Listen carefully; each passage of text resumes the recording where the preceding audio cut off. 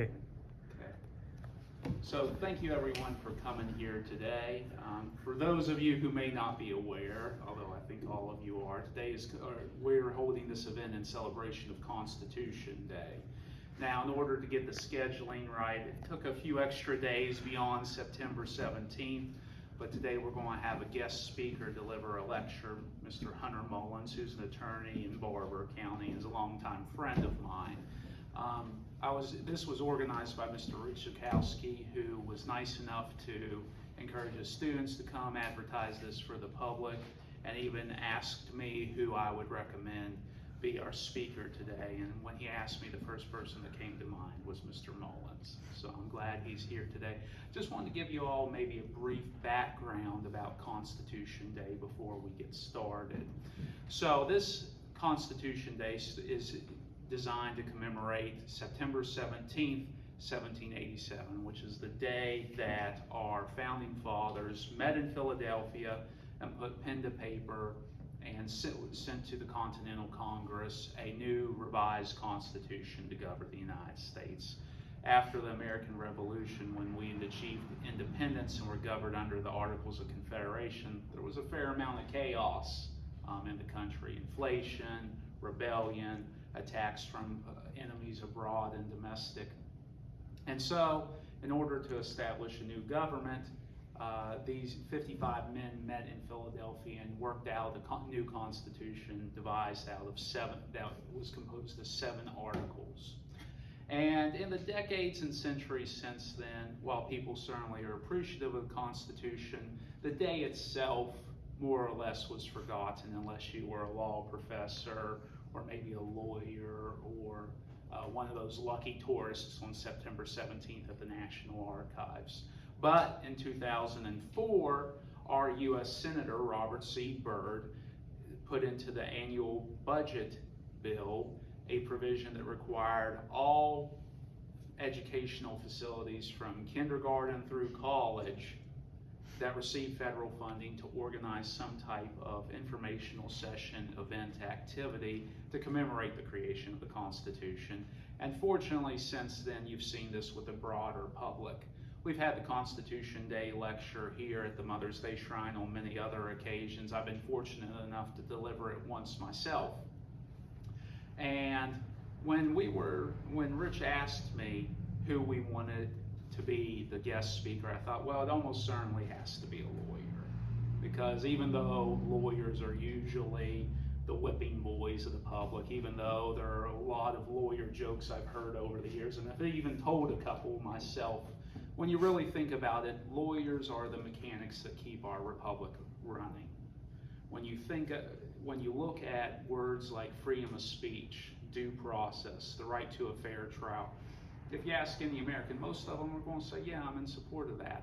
But when you look at the day-to-day application, it's easy to get lost in controversial news headlines or what a social media post may seem to indicate.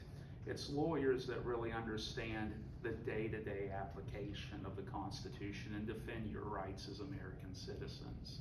So, today we have Mr. Mullens, who's about to deliver this lecture. And just to give you a little bit of background about him, he is a United States Army veteran who served in combat during the Gulf War. He served in combination active duty and on reserve 8 full years, Hunter? That's right. 8 full years. And then thereafter graduated from WVU in 1994, and then 3 years later graduated from their law school in 1997. After that, he ended up serving as an assistant prosecuting attorney, and he also, with his wife Catherine, opened up a law firm, Mullens & Mullens, over in Philippi, which is now entering its 20th very successful year. I've had the opportunity to work with Hunter on a couple of cases and a few property closings over the years, and I can tell you he's a darn fine attorney. He's actively involved in his community. He's president of the Chamber of Commerce. He was a former member of the Grafton Lions Club. He is involved with the VFW. He is also president of the Preston-Taylor County Community Health Center's Board of Directors, and he recently is getting started a Rotary Club for Barber County as well. So Hunter, are you ready to take it over? Absolutely. Okay. Thank you. Come on up. Hey, thanks, Robert. I appreciate it. And thanks, Mr. Zukowski, for putting this together. It's important, and there's several people here in the room today that do a lot to keep government going, and that's what I'm here to talk about today. What does it take? There's obligations for government to work and for the Constitution to be implemented in our society. So I'm going to talk a little bit about the Constitution. Keep it pretty simple today, but if there's any questions afterwards, please ask me, and either if I can't answer them, I'll direct them to Robert. So, the first thing, what we want to talk about today, what is the Constitution? And I'm going to start it by a quote from Thomas Jefferson, who said, "If a nation expects to be ignorant and free, in a state of civilization expects what never was and never will be." So basically, the nation expects to be ignorant and free, it expects what never was and never will be. If you really think about that quote, it's so true that in a democracy, you have to have people that are engaged in the government. You have to have people that are understand what's going on, that are educated to some degree, and apply themselves to government where the government doesn't work. And if there's a void, there's always somebody to step in, like Saddam Hussein or Vladimir Putin, to fill that void. And as I think it was Lord Chamberlain said, power corrupts and absolute power corrupts absolutely. And that is the truth. And so it's up to each individual. And events like this to help educate the public are very important. The foundation, simply put, and sometimes I don't think we understand it, what the Constitution is. And in high school, some of the high school kids that are here today, the Constitution really is that document. And our Constitution is the oldest written Constitution that's active in the world. So it's a big deal. And the United States got it right. And that's the truth. That's why you see so many people want to come here. We got it right. And our economy is the most successful in the world since I think late 1890s, been the largest economy in the world. And part of that is because we've had a successful government based upon the foundation of the Constitution. And the important thing about the Constitution is people don't understand, or many people don't understand, that it's the document that protects us from our own government. That's what it is. It protects us from our government. The reason we have a Constitution is because power corrupts and absolute power corrupts absolutely. So therefore, we have to have a document, but it's not just enough to have a document. You have to implement that document, understand what the document is, and then go from there. It takes people, like individuals in this room to serve, like Robert serves as a city judge, Larry as a city clerk. It takes people to be involved and understand, and also not to ignore. And if you see judges ignoring the Constitution, as lawyers, it's our job to point that out and say, you can't do that, judge. This is what the Constitution says. And the Bill of Rights, which we'll talk about here in a few minutes. So what do you have to do in our society in order to have a democracy? And a democracy means people are involved and they participate in the government. There's many things we have to do. I'm going to break it down to three simple things, the basic, important, I think the basic things. And one is you have to pay taxes, because the government has to have money to run. You have to follow laws and pay taxes. Now, we won't get into that. When I was a kid, and some of the kids from high school probably never heard this before, they always said there's three things that were certain. You pay your taxes, you get beat by Penn State, and you die. Well, hopefully we don't have to say we're getting beat by Penn State anymore, maybe next year. I went to Penn State this year up to Happy Valley, and of course we got beat. I did wear my West Virginia tie. They did win last night, so that was kind of nice. So maybe there's hope next year that Penn State won't beat West Virginia, but those used to be the three things that you always joked about in West Virginia, but you have to pay your taxes, and that's still a truth. The second one is you have to vote. And we have, kind of a lackadaisical voting record in the U.S., but it's so important.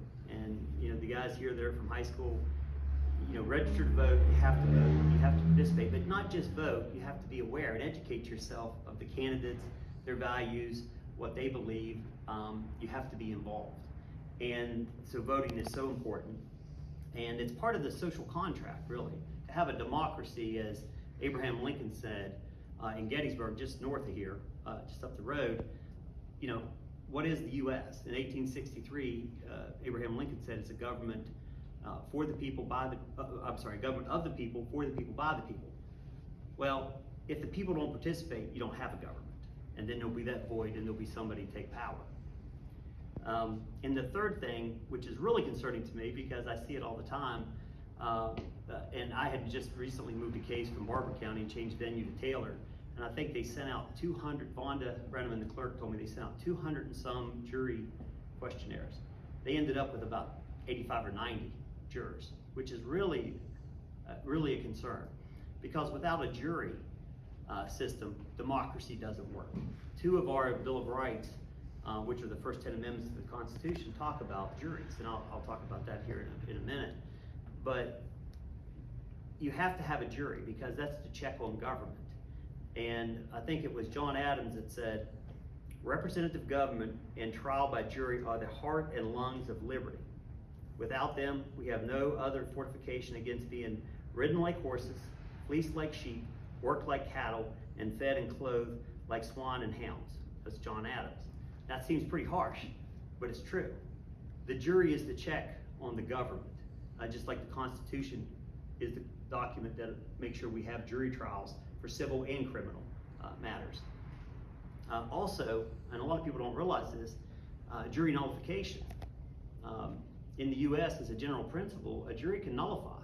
Even though the legislature sets the laws, the executive branch signs the law, the jury can say, we disagree with that law, and just nullify, and just acquit somebody. They have that right. So, the social contract itself, what's a little background? How did we get to the Constitution?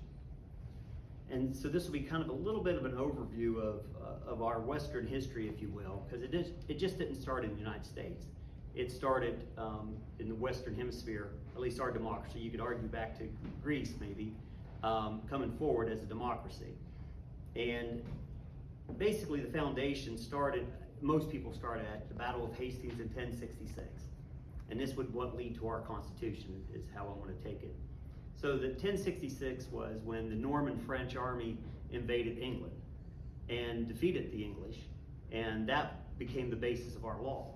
At that time, the Normans were basically Vikings that had been about 2 generations in Normandy, France, and with the French, they invaded England and were successful and became the English, basically, or the English government, form of government. And their form of government was different. You've probably heard, everybody's watched the old knight shows and the medieval shows on TV about the knights jousting. Well, that was real. And one of the reasons it was that they believed that for a while, that might made right. That whoever won, God would choose the winner. So if we had a big dispute between 2 noble lords, instead of us going to battle and everybody fighting, and that's not good for the economy. People get killed, and you can't farm, you don't produce goods. They decided we'll just keep a champion. Each side will keep their own champion, like each noble would have their own knight, like Sir Lancelot, if you will. And then they will fight. And if they kill each other, then you only lost one person. And that one person, or if they yield, then that lord was right, because might makes right. Now that seems a little odd to us today, but it was a step forward because it kept from 2 nobles taking a whole clan of people and fighting each other. And so that's the basis of our system today. It comes back from the Norman invasion in 1066 and the Battle of Hastings. Because today the idea is that human beings don't naturally just go to the truth, but that you can hammer the truth out if you get 2 champions on each side and you fight over it. And then the truth will come out because you represent both sides. And that's what lawyers do today. That's how our system is set up, which is different than continental European system. The English system and the American system, which our system is based on the English system, is where you get 2 lawyers, each get a champion, you fight, and then from that fight, the truth will emerge. And you have 12 people in a jury if it's a criminal case, and they can figure it out because they know what parts to believe. And it isn't that these 2 people use their reputation to say, I think this is right. They're just an advocate for each side, and the truth will come out. And that's our system today. We also established from England the common law system, which is different than like the Napoleonic Code in France. And the common law system basically is like you've heard the word stare decisis and so forth. That is, let the decision stand.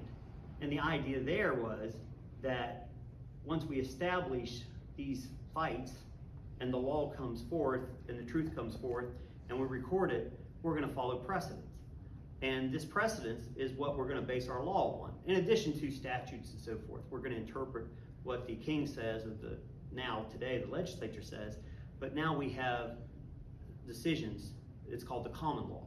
And our common law comes from England. I know in law school, and I'm sure Robert, I believe you went to Wake Forest, right? I'm sure it was the same there at WVU, that you basically started like certain rules, like I know one of the hot topics today is abortion, of course it always is, but back in those days they had the born alive rule, and if you were, they had to deal with that all the way back in Queen's Bench or King's Bench. And when we start studying those kind of laws in law school, you start all the way back there in 1600 or 1500, 1400, and it's recorded all the way back. And so the judges, how do you deal with this? Is it 2 murders or 1 murder? I think the famous case was where a man had shot a bow and arrow and it hit a woman and she was pregnant, and it killed the woman. Well, is it 2 murders or 1? Or 2 wrongful deaths or 1? And they decided if you can be born alive, then it's 2. If you couldn't have been born alive, if it's too early in the pregnancy and you couldn't be born alive, it's 1. And I'm just using that as a point of illustration to show you that that precedence is important, as it followed through for hundreds of years and until today. And then, of course, it's Justice Cleckley in West Virginia had wrote a decision about a wrongful death of a child, an unborn child. That was in his decision, still today influenced his decision, which would have been about, 10 years ago or so, I believe, his decision on that was. So that's how we get our common law. Now, our Constitution, on that same parallel track coming from England, which the number one thing I would argue that influenced our Constitution is the Magna Carta. And there was a Magna Carta, which was King John in 1215 in England, where he was kind of a oppressive ruler, and the nobles got together, and basically there was going to be a civil war, but they negotiated the Magna Carta, which basically established law as a power in itself, which was a huge concept. Law, and that's where we circle back to the Constitution. That's exactly what the Constitution is. It establishes law as a power in itself. So basically what the nobles did in England at that time was said, King John, we're not going to do this. You can't just have total power. We have rights like habeas corpus, bring the body forth. We still follow them today. It's called habeas corpus. That you can't wrongfully imprison someone. You've heard the term, a man's home is his castle. And today it would be a man or a woman's home is his or her castle. You can't just come enter our house without a search warrant. And that was established in the Magna Carta all the way back in 1215. And then based upon the Magna Carta, the Constitution is what establishes law as a power in and of itself, that no man or person or woman is above the law. The law is the power in and of itself. And we're a nation of laws. But to be a nation of laws, you have to participate. You have to be involved. You have to vote. You have to serve on juries. You have to pay your taxes. All of these things, because if not, the system doesn't work. So the chief aim of the Constitution, as it was drafted by the convention, was to create a government with enough power to act on a national level, but without so much power that fundamental rights would be at risk. That's difficult. Think about that for a second. You're saying that it's got to have it's not the absolute law, but it is. That's what they're saying. It's got to be followed, interpreted, and followed, but yet they didn't want to make the federal government or the central government oppressive over all the states. That wasn't agreed to. It's a social contract with the people in the states, and then the states with the centralized government. And if you don't have a centralized government, you don't have a nation. So it was a really delicate balance that they had to try to establish. And the way they did that was forming, as you know, 3 branches of government. Of course, the legislative branch, which is the most powerful. And the reason it's the most powerful, it can change the Constitution. And a lot of people don't really, Professor Brisbane, and I was an undergrad, I was political science, Professor Brisbane just beat that into our heads at WVU, that the Congress and the legislatures in general, when you talk about the state legislatures, you put them all together, are the most powerful by far, because they can change the Constitution. Really, the Congress, they could abolish the presidency. They could abolish the Supreme Court. And the reason the founding fathers designed it that way is that's the most people. It's not one person. It's not 9 people. It's not, whatever. It's everybody has to agree on it. Not everybody, but they have to have super majorities to change the Constitution. So, but the legislative, make no mistake, it is the most powerful by far. The other 2 branches are supposed to be equal, but really I think in truth, the legislative is the most powerful. It's just hard to get that many people to act together, and that's the whole point, to keep it from becoming overreaching. The executive branch, of course, that's the president and or the governor if you're talking about state powers. And in the modern day times, which makes the Constitution, I think, even more important, is the fact that the executive branch which includes the bureaucratic branch or the bureaucracy. And some people like to argue that's a 4th branch of government. It's not supposed to be. It's part of the executive branch. And honestly, I would argue that one of the greatest challenges and one of the most important things in modern society is for the judicial branch to regulate and keep control of the bureaucracy. Because the executive branch appoints people like the Department of Health, the Department of Health and Human Resources, and these people are appointed to do a job, the EPA, the DEP, all of these things, and they implement the law, but they have a lot of interpretation themselves. And when you disagree with how they're interpreting the law, then you take it to the judicial branch, and they can push back on the bureaucracy. And the bureaucracies tend to grow. They always tend to grow. That's just the nature of the beast. The first rule of a bureaucracy is to protect itself, right? Because people have jobs there and they want to keep their jobs.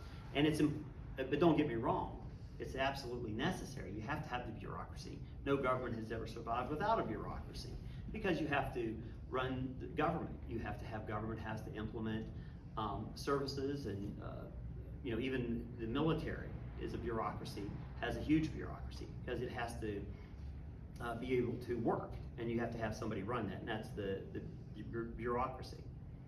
And then of course you have the judicial. Now this is probably one of the most important points of why the Constitution is important and established judicial branch. The judicial branch then interprets the laws, because no matter how you write them, somebody has to interpret them. There is no way around it. I know when I was in law school, my constitutional law professor had somebody wanting him to come and speak at a constitutional law type day or something of that nature, but they didn't want him to talk about interpretation. And they just didn't understand that's the whole point of the judicial branch, is to interpret the Constitution and the laws made by the legislature and the Congress and so forth. Because no matter how you write something, whoever looks at it, reads it, they're going to interpret it their way. So you have to have somebody educated in that area to interpret those laws, and that's the courts and of course the Supreme Court. Now, why it's so important that we are, how should I say this? It's so important that we, as individual citizens, pay taxes, vote, serve on juries, as well as other things, is because we're the ones that make it work. The Supreme Court doesn't have an army. The executive branch has an army.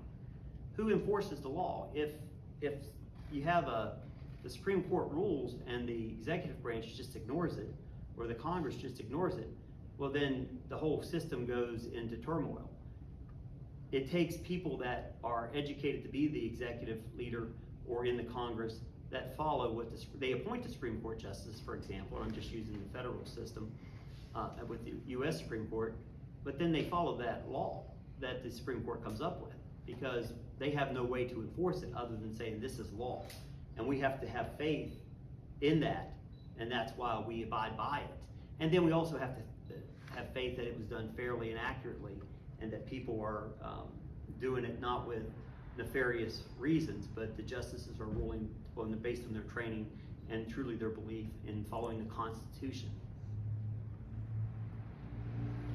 And then originally, it was interesting, the Constitution didn't give the judicial branch that right of interpretation. It wasn't until later, Marbury versus Madison, which was a early on, that Chief Justice Marshall, John Marshall, is giving credit for establishing judicial review, and that's what it's called. And obviously, I think Marshall University is named after him right here in this state, and he was an interesting character that actually was self-educated and became probably the best, probably the most, I'd say, well-written Supreme Court justice of all time, or close to it. Now, the Bill of Rights. We had our Constitution, right? That was established back in the 1780s, and 1788, 1789 was implemented. Then they were so concerned about protecting us from the government, protecting the citizens from the government, they came up with and agreed upon finally 10 Bill of Rights. Well, the Bill of Rights are amendments to the Constitution that were from the very beginning, and these 10 are the Bill of Rights. It's been amended 27 times total, counting the 10. Of course, one of those was prohibition, and then a repeal of prohibition when it had to do with alcohol, so that kind of had no further effect. But the 10 basic ones, I'm just going to go through those real quick, and then later if you have any questions about them, please ask. These are basic human rights that the founding fathers believed that we had to have and had to protect ourselves from our government. The First Amendment, and I'll just very briefly touch on these. The First Amendment provides that Congress make no law respecting any establishment of religion or prohibiting its free exercise. It protects freedom of speech, the press, and assembly, and the right to petition the government for redress and grievances. So basically, the big one right in there is no establishment of religion, that everybody's free to worship how they choose. And the second is freedom of speech in the press is huge, because you can't vote if you don't know the truth. And the only way to have the truth is freedom of the press, freedom of speech. Because if you oppress that, then you just are fed propaganda. Just like you have seen in the news, I'm sure, about Vladimir Putin in Russia. People don't really know what's going on in Ukraine because there's no freedom of the speech. Second Amendment, everybody knows that one, right to bear arms. Once again, I would argue, and some people may disagree on this, at that time it was talking about militias, but the right to bear arms is fundamental, because how do you enforce your rights if you're not armed? And it was also, many people would argue, gives you the right to protect yourself from your government if you become an oppressive government, such as, and I'll keep using because it's in the news today, the Russian government today. I think almost everybody in the West would agree it's an oppressive government.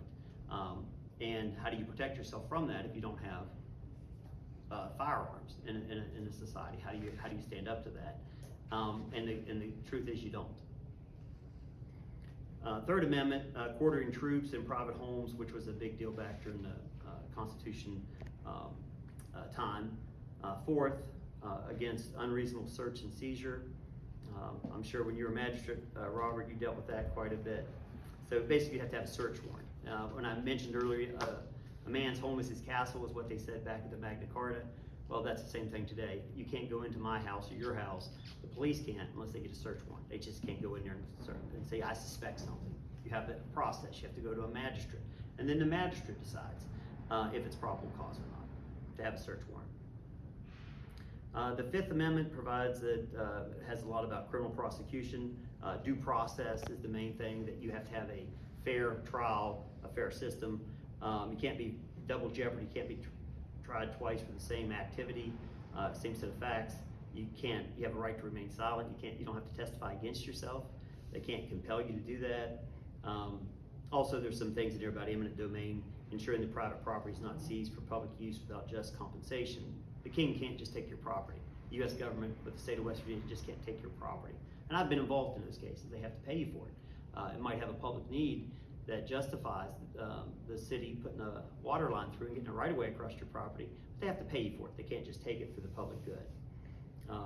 But the big one there is just the Fifth Amendment, just remember it's due process, that you have to have fair trial. And that also leads to the Sixth Amendment, which, once again, in a criminal trial, right to a speedy trial by a jury of one peers. The judge doesn't get to decide if you're innocent, or I shouldn't say innocent, not guilty or guilty. it's up to the jury, because we don't trust judges to do that, because judges are appointed many times. They're one person. We want 12 people to put their collective minds together to decide whether you're not guilty or guilty. And that's a fundamental right in our society based upon the Sixth Amendment to the Constitution. The Seventh Amendment, juries are such an important part. It talks about civil cases. Even if we have a dispute between each other, a judge doesn't get to decide that. On a question of fact, a jury has to decide. Judge doesn't, unless you both agree, the judge doesn't get to decide. The judge is the trier of law. He or she decides what the law is and applies the law, but the jury decides the facts. And that's a fundamental right we have. And just like that quote earlier about from John Adams, it's essential to our democracy. The Eighth Amendment prohibits excessive bail and excessive fines and cruel and unusual punishment. The Ninth Amendment, that is kind of interesting because basically saying the government's rights are not exhaustive, that the people retain all rights not enumerated herein. It's basically, so unless we specifically say the government or legislated the government has certain rights, people always retain their rights. And also, the 10th Amendment, basically, if it's not delegated to the central government, the United States, the states keep it. So that's why you have different laws in Georgia than you do West Virginia, than you do North Carolina. So that's our Bill of Rights, which is fundamental to our democracy. Now, it's real important for us not to take this for granted, and I had the privilege, and I just thought this may be interesting, because you always come and hear a guy talk about the Constitution, put you to sleep probably. But I had the privilege of serving, as Robert said, in the Army. A week out of high school, I was in a combat unit in Louisiana, 5th Mechanized Infantry, and then after that, I was activated. As soon as I got out of the regular Army, I was activated to Desert Storm and went to Desert Storm. Now, the difference between in seeing Asia and different parts of the world, our system of government in the Western democracies was really something. When you're in Asia and you're there with the French and the British and so forth, it was something to see, because the Western democracies' armies were very professional, very good armies, but just a different mindset of the soldiers, of how they served. They followed orders, and it was an organized army, but they just didn't follow blindly. I'll say it that way. We were actually under French command, under the 6th Light French Infantry, when we engaged the 45th Mechanized Iraqi Infantry, and there was elements of the French Foreign Legion there as well. But what was striking was the difference in government in Iraq, how they had Saddam Hussein. He was a cult of the personality. He filled that void. If you don't have people participate in government, he fills the void. He became the basically dictator of Iraq, and whatever he said went. And you can see the people, they did not have the opportunity for the education that we have here in a general sense, and so he ruled through fear. He would have murals of himself that were 30, 40, 50 feet high, and almost like a cult, if you will. And how that can really happen. We think that can't happen, but it really can happen. And before we got there, you had people like Joseph Stalin. And these are real competition of ideas between like Russia, the former Soviet Union, and today the United States. So it does make a difference, and we do have the best form of government the world has ever seen. And I truly believe that it's not just talking about it, that's real. And today I think everybody wants to say that's not necessarily the case. Not everybody, but you hear it on TV and so forth to put the U.S. down. But it really is a superior form of government in that. But for that to work, we have to be a part of it. And to just give you an idea, so I would argue the second most important war or significant war of the 20th century probably was not, World War II was obviously the most significant. World War I wouldn't even argue it's World War I would say it was the Cold War. We participated in and we won the Cold War against the former, and the guys in high school here probably don't even remember the USSR. But that was a real problem, and we were able to defeat them without actually having a complete and full war. I remember when we were in the Mojave Desert in California training, our colonel came out and told us that you're gonna win the Cold War. And he was right, that basically at that time, the Soviet Union was spending about 25% of their gross domestic product on the military. The US had a larger military, not larger, but a more efficient military at 3% of their GDP.